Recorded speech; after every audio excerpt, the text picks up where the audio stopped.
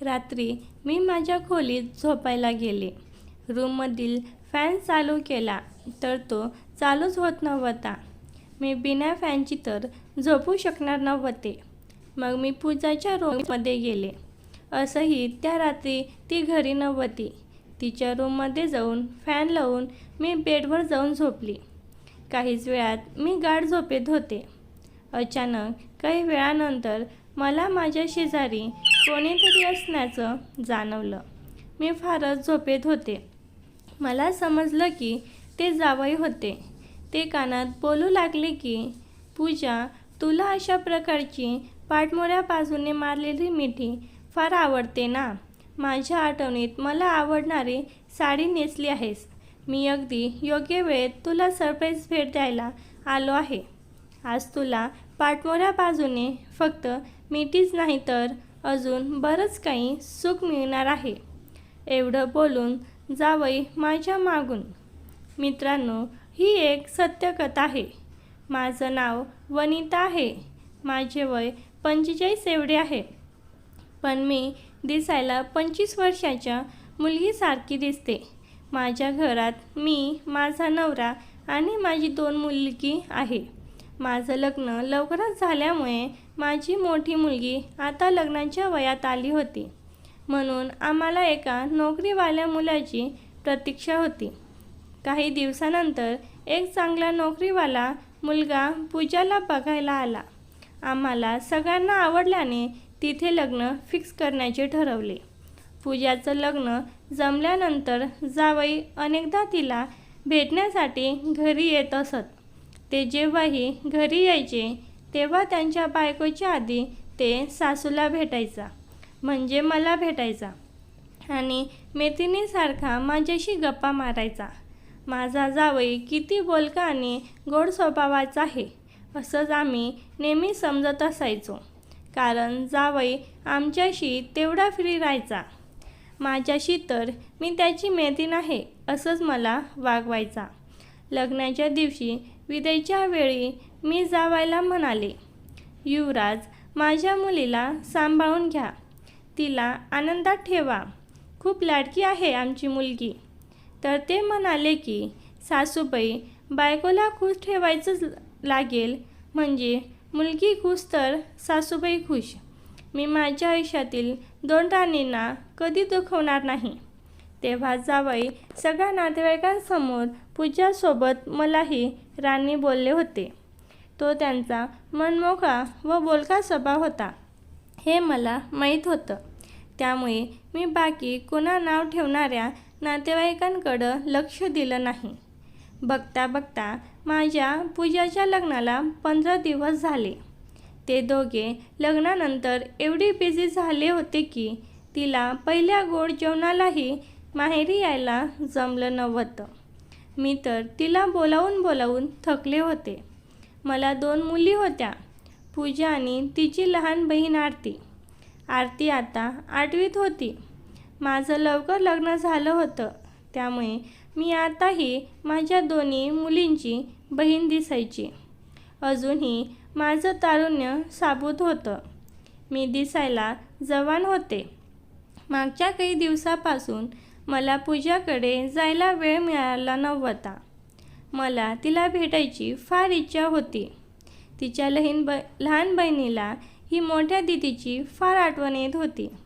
मग त्या दिवशी मी पेढे घेऊन पूजाच्या घरी गेले.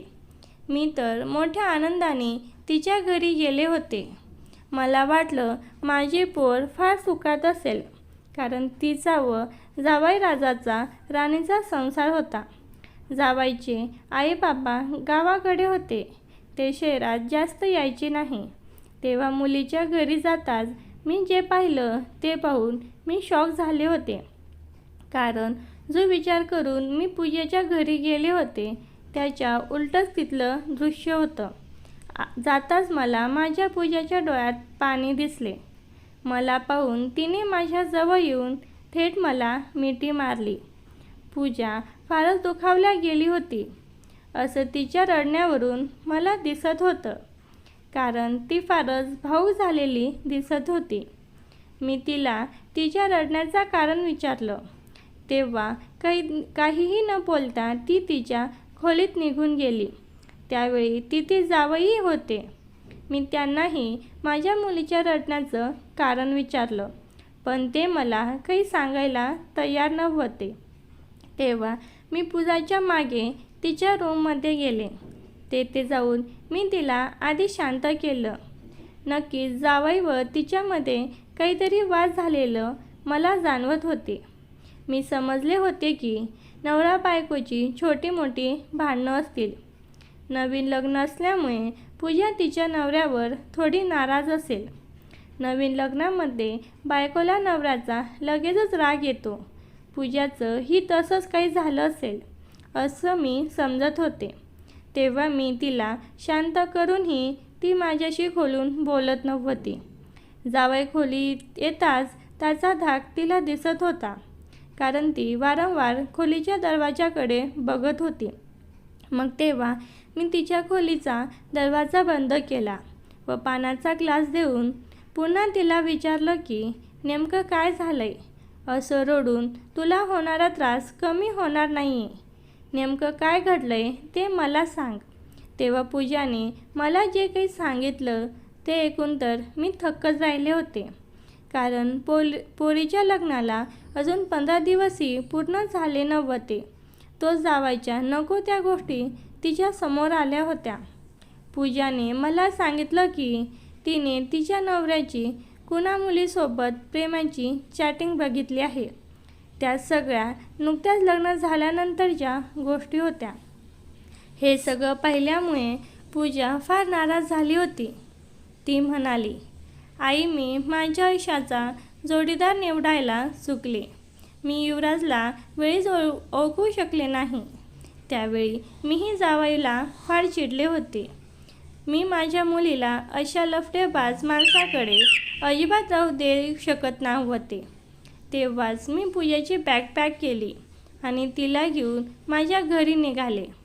आम्ही निघत असताना जावयाने आम्हाला थांबवले देखील, परंतु मी त्याच्याशी एक शब्दही न बोलता माझ्या पूजाला घेऊन आमच्या घरी आले.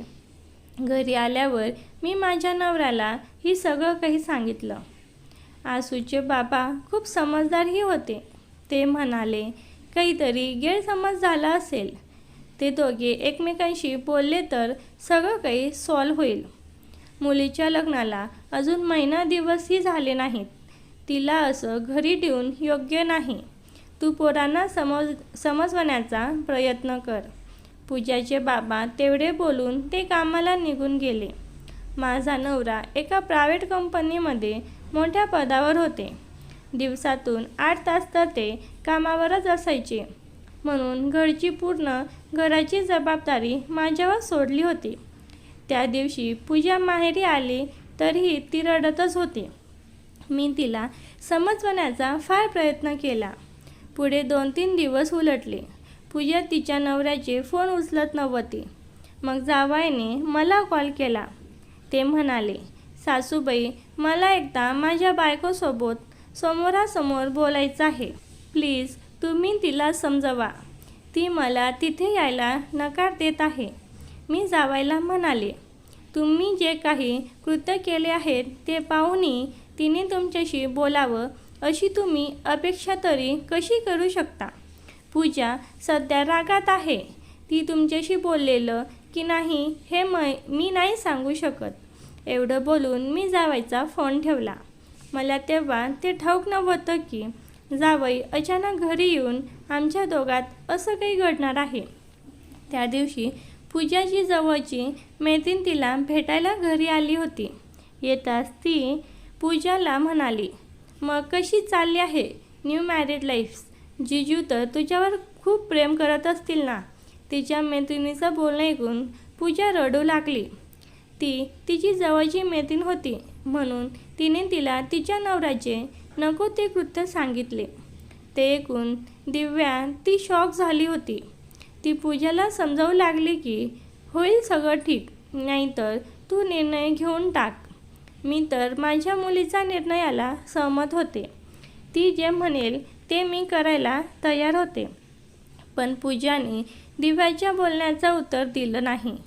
तेव्हा तिची मैत्रीण तिला म्हणाली, जाऊ दे, तू तुझ्या आयुष्याचा जोही निर्णय घेशील तो योग्यच असेल हे मला माहीत आहे. आता हे रडणं सोड. काकीकडून मला समजलं की तू गेल्या 2 दिवसापासून रडतच आहेत. तुला या वातावरणातून बाहेर पडण्याची गरज आहे. थोडं 4 मैत्रिणींमध्ये आलीस तर तुला थोडं बरं वाटेल.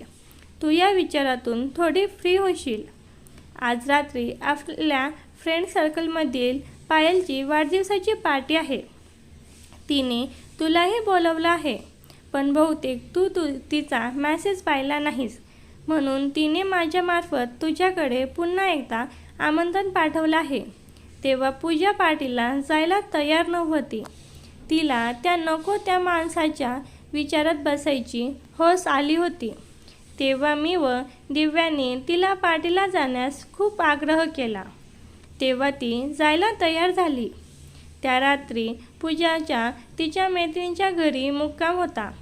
तिचे बाबाही घरी येणार नव्हते, कारण कंपनीच्या कामामुळे जरा बाहेर जावे लागत होते. दिव्या पूजाला संध्याकाळी 8 वाजताच घेऊन निघाली. त्यानंतर मी माझे काम आवरले. रात्री घरात मी व माझी लहान मुलगीच होती. रात्री मी माझ्या खोलीत झोपायला गेले. रूममधील फॅन चालू केला तर तो चालूच होत नव्हता.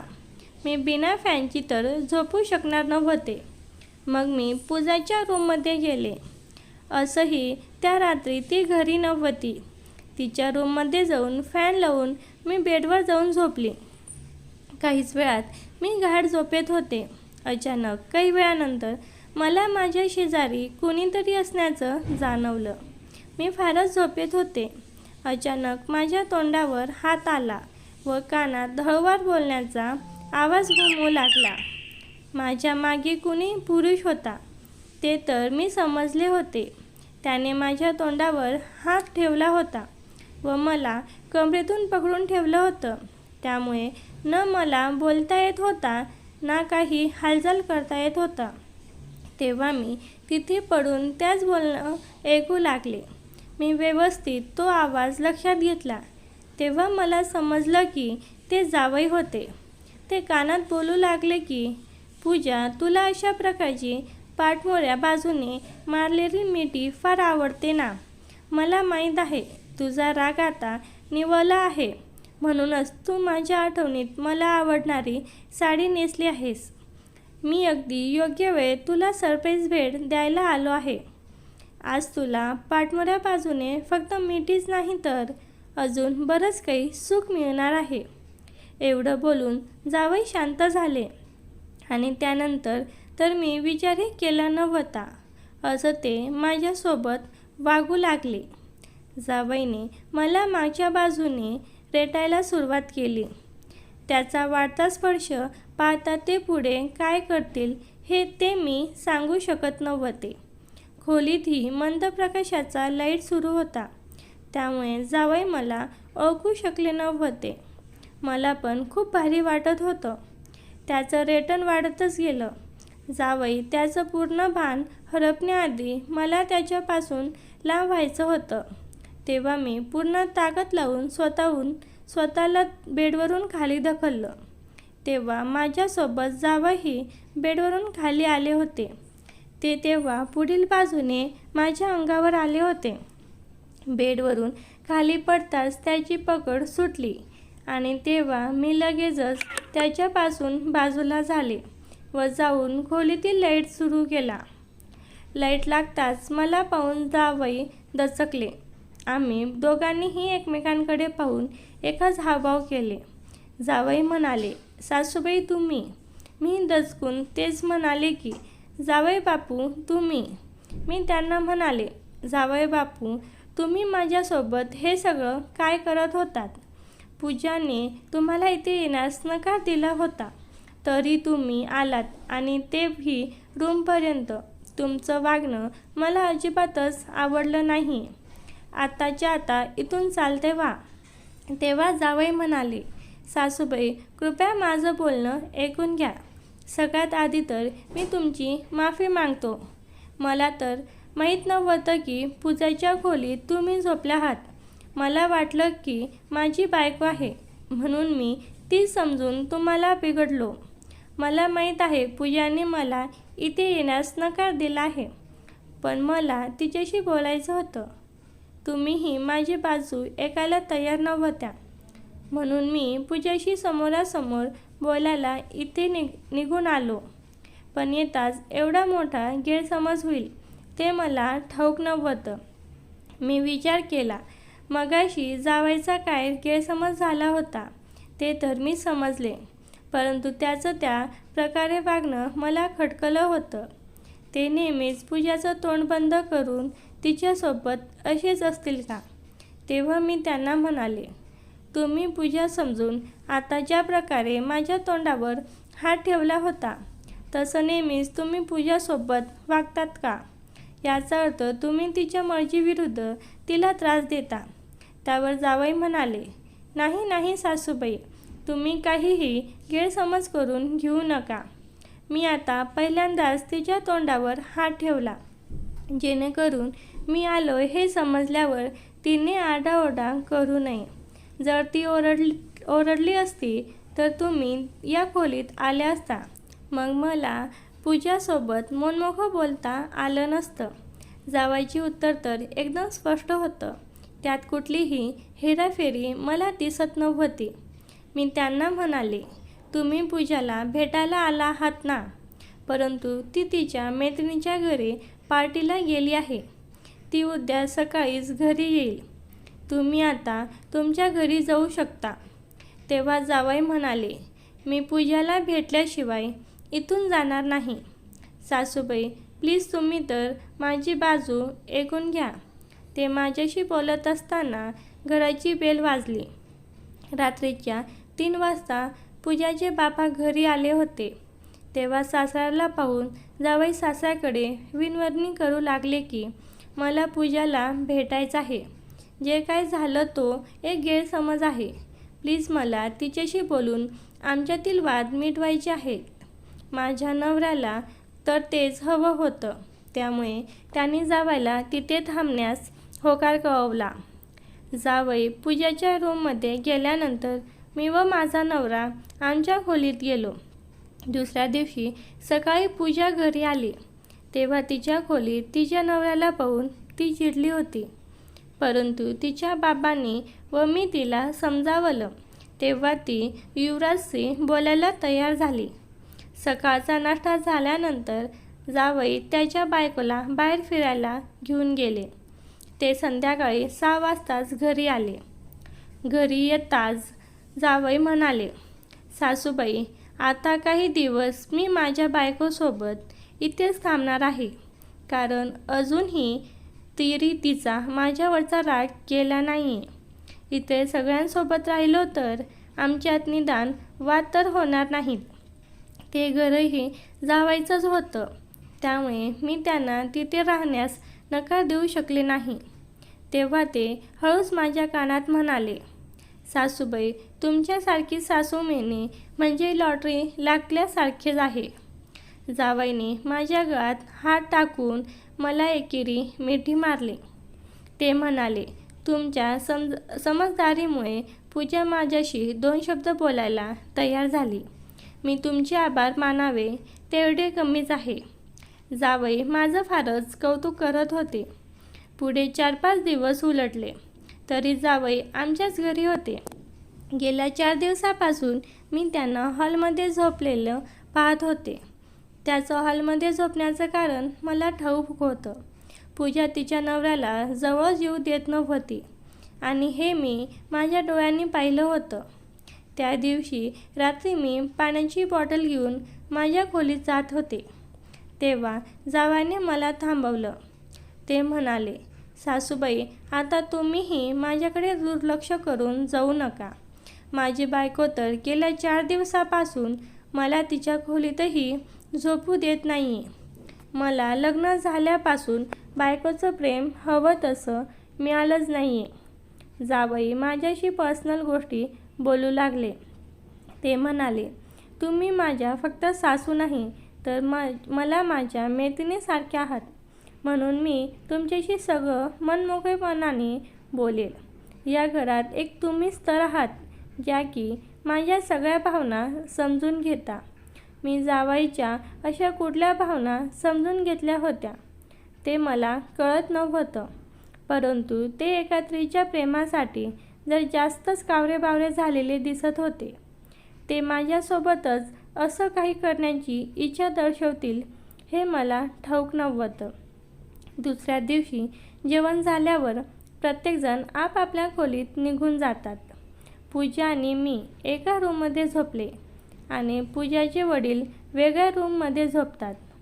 जावईसाठी एक स्पेशल रूम तयार करतात आणि जावई एकटाच त्या खोलीत झोपतो. रात्र चांगलीच पडली होती. खूप अंधार झालं होतं. रात्रीचे 12 वाजले असतात.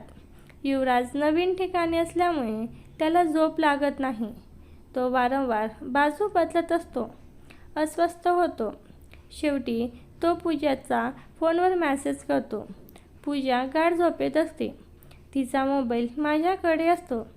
जावई मेसेज करतो, बघ ना पूजा, मी इथे 2-3 दिवसासाठी आलोय. आठवडा झालं आपली भेटच झाली नाही. प्लीज मला माफ कर. ऐक ना, तू जरा वेळ माझ्याकडे ये, थोडं बोलूया. मग तू परत आईजवळ झोपायला जा. मला झोपच येत नाहीये. जावई खूप विनंती करतो, पण मी नाही म्हणते. त्यानंतर तो तिला फोन करतो. त्यावेळी मी फोन कट करते आणि मेसेज करते, तुम्हाला जराशी लाज वाटायला हवी. मी माहेरी आले आणि आईसोबत झोपले. आता मी उठून बाहेर आले तर आई काय विचार करेल. पण जावई खूप रिक्वेस्ट करतो, अगं फक्त 1 अर्धा तास ये ना, नंतर आईजवळ जाऊन झोप. एवढंच तर आहे. मला जावईवर दया आली. मग मी तिथे जाण्याचा निर्णय घेते. मी जावयाला म्हणते, ठीक आहे मी येते, दार उघडून ठेवा. पूजा झोपलेली असल्याने युवराजला काहीच कल्पना नसते की त्याला रिप्लाय देणारी पूजाची आई आहे. जावई आपल्या खोलीचा दरवाजा थोडा उघडून ठेवतो आणि ब्लँकेट पांघरून झोपतो. त्यानंतर सासूबाई हळूहळू पावलांनी खोलीच्या बाहेर पडते आणि आपल्या जावयाच्या खोलीत जाते. खोलीतील लाईट्स बंद असतात. संपूर्ण खोलीत अंधार असते. सासूबाई ब्लँकेट पांघरून आपल्या जावयाच्या बाजूला येऊन झोपते. जेव्हा ती जावई शेजारी येऊन झोपते तेव्हा युवराजला वाटते की ती पूजाच आहे. तो आपल्या सासूला त्याच्याजवळ ओढतो आणि आपल्या मिठीत घेतो. सासूबाई पण फुल मूडमध्ये असते. ती काहीच न विचार करता घाई गडबडीत दोघांचे कपडे काढते. युवराजला लगेच क्रिकेट खेळायचं होतं. त्याने एका हाताने बॉल धरला, पण अचानक त्याला काहीतरी वेगळंच वाटलं होतं. तो मनात विचार करतो, पूजा तर शरीराने सडपातळ आहे. मला असं काय वाटत आहे, कारण पूजाची आई मात्र जरा जाडसर व लांब होती, पण दिसायला पूजासारखीच होती. त्याला काहीतरी गडबड वाटत होते. तो तिच्याशी बोलण्याचा प्रयत्न करतो, पण सासूबाई काहीच बोलत नाही. जावई पटकन आपला मोबाईल घेतो, लाईट ऑन करतो आणि बघतो. त्याच्या शेजारी त्याची सासू झोपलेली असते. ते पाहून जावईला मोठा धक्का बसतो. त्याची मान लाजेने खाली झाली. तो अतिशय नर्वस होतो. तो घाबरून म्हणतो, अरे देवा, हे मी काय करून बसलो. किती मोठी चूक झाली माझ्या हातून. पण त्याच्या सासूला काही जास्त फरक पडला नाही. ती शांतपणे झोपली असते. ती जावईकडे स्माईल देत म्हणते, जावई असं का बोलतोस. काहीच झालेलं नाही. त्यात तुझी काहीच चुकी नाही. मी स्वतःहून आले तुमच्याजवळ. मला याची गरज आहे. तुमचे सासरे कंपनीच्या कामामुळे खूप दिवस झाले त्यांनी माझ्याकडे डोकूनही पाहिलं नाही. मला पण क्रिकेट खेळायची खूप हौस येत आहे. तू त्या दिवशी माझ्या बेडवर येऊन माझ्या पाठमोऱ्या भागाला हात लावल्यापासून मला तुझ्यासोबत क्रिकेट खेळायची इच्छा होत आहे. पण मी कुणाला सांगणार आहे. आता मी काय करावं तुम्हीच सांगा. हे ऐकताच जावई थोडासा शांत होतो. युवराजने सासूबाईजवळ येऊन जोरात मिठी मारली. मिठी मारताच पूजाची दृश्य पाहत होती. लगेच पूजा घराबाहेर आली. हे बघून सासूबाई दंग झाली आणि स्वतःला सावरून म्हणाली, पूजा, जावईने माझ्यावर वाईट नजर टाकली. ते माझ्यासोबतच नको ते करू पाहत होते. अशा माणसासोबत मी तुला आता राहू देणार नाही. उद्याच्या उद्या जाऊन आपण तुमचा डिव्होर्स फाईल करू. मी बोलत असतानाच तिथे पूजाचे बाबाही आले होते. त्यांना पाहताच मी रडतच त्यांना बिलगले. जावायचं सगळं वागणं मी माझ्या नवऱ्याला सांगितलं. जावायचं विचित्र वागणं ऐकून माझा नवरा चिडला. नवता, मी म्हणाले, पूजाचे बाबा, तुमच्या बायकोवर एका परपुरुषाने वाईट नजर टाकली. हे ऐकूनही तुम्ही शांत आहात. उद्याच आपण आपल्या पोरीला या नालायकापासून लांब करू. आता मी माझ्या पूजाला याच्यासोबत अजिबात पाठवणार नाही. माझं बोलणं ऐकून पूजाचे बाबा माझ्याकडे बघून हसले. ते म्हणाले, वनिता, तुझं हेही रूप आहे हे मला माहीत नव्हतं. माझा नवरा बोलायचा थांबताच पूजा बोलू लागली. ती म्हणाली, आई, तुझ्या ॲक्टिंगवर तर तुला पुरस्कार मिळायला हवा. खरंच तू काय ॲक्टिंग केली आहेस. मी तिला म्हणाले, ॲक्टिंग? तू हे काय बोलत आहेस. त्यावर ती म्हणाली, हो, माझ्या नवऱ्याला फसवण्याची ॲक्टिंग. तुला माझं लग्न मोडायचं होतं ना. त्यासाठी सुरुवातीला तू माझ्या नवऱ्याला अनोळखी नंबरवरून नको ते प्रेमाचे मेसेज पाठवले. एवढंच नाही तर आवाज बदलून तू प्रेमाच्या रेकॉर्डिंग पाठवल्या, जेणेकरून ते ऐकून व पाहून मी युवराजवर संशय घ्यावा आणि त्याला डिव्होर्स द्यावा. पण तुझा प्लॅन पहिला फसला. ज्या दिवशी युवराज मला माहेरी भेटायला आला तेव्हा मला घराबाहेर जाऊन त्याने मला सगळं काही सांगितलं. तू मला माहेरी घेऊन आल्यानंतर त्याने ज्या नंबरवरून त्याला मेसेज आले होते त्या नंबरचा तपास काढला तर तो नंबर तुझ्या नावाने निघाला. तू हे सगळं का करत होतीस हेच आम्हाला जाणून घ्यायचं होतं. म्हणूनच युवराज मला माझं तोंड बंद ठेवायला सांगितलं होतं. त्याचं रोज रात्री हॉलमध्ये झोपणं हा सगळा त्याचाच प्लॅनचा हिस्सा होता. तुझा पहिला प्लॅन फसल्यानंतर तू तुझ्या जावयाशी जरा जास्तच प्रेमाने वागू लागली होती आणि ते तू का वागत होती हे आम्हा दोघांनाही समजलं होतं. युवराज नजर कशी वाईट आहे हेच तुला माझ्यासमोर पटवून द्यायचं होतं ना. नवरा बायकोच्या नवीन लग्नाच्या नात्यात संशय निर्माण करणं खूप सोपं असतं. तू तेच करायचा प्रयत्न करत होतीस ना. आई, तू माझं लग्न मोडण्याचा प्रयत्न का करत होतीस. तेव्हा पूजा व तिचे बाबा माझ्यावर ओरडून मला खरं विचारू लागले. तेव्हा मी म्हणाले, हो, मी जावायला माझ्या खोलीत बोलावलं होतं जेणेकरून मी त्याच्यावर आळ घेऊ शकेल. तुझा डिव्होर्स झाल्यानंतर तू जी संपत्ती इथून घेऊन गेली होती ती मला मिळवायची होती. तुझ्या बाबांनी तुझ्या प्रेमापोटी तुला घरापासून गाडीपर्यंत सगळं काही दिलं. आता या राहत्या घराव्यतिरिक्त आमच्याकडे काहीच उरलं नाही आहे. माझ्या लहान मुलीचा तर यांनी विचारच केला नाही. माझं बोलणं ऐकून माझा नवरा म्हणाला, वनिता, पूजाची आई गेल्यानंतर मी तुझ्याशी यासाठी लग्न केलं कारण तू पूजाची सख्खी मावशी होतीस. तू तिला कधीही अंतर देणार नाहीस. तिला तू पोटच्या मुलीप्रमाणे वागवशील हा विचार मी केला होता. पण तू नेहमीच पूजामध्ये व तुझ्या सख्ख्या मुलीमध्ये भेदभाव करत राहिलीस. पण पूजाने कधी माझ्याकडे तुझी तक्रार केली नाही.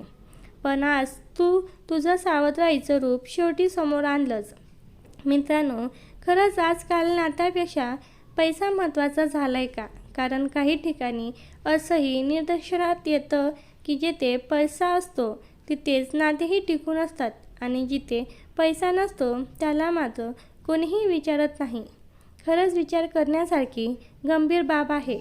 मित्रांनो, कथा आवडल्यास व्हिडिओला लाईक करा, चॅनलला सबस्क्राईब करा. धन्यवाद.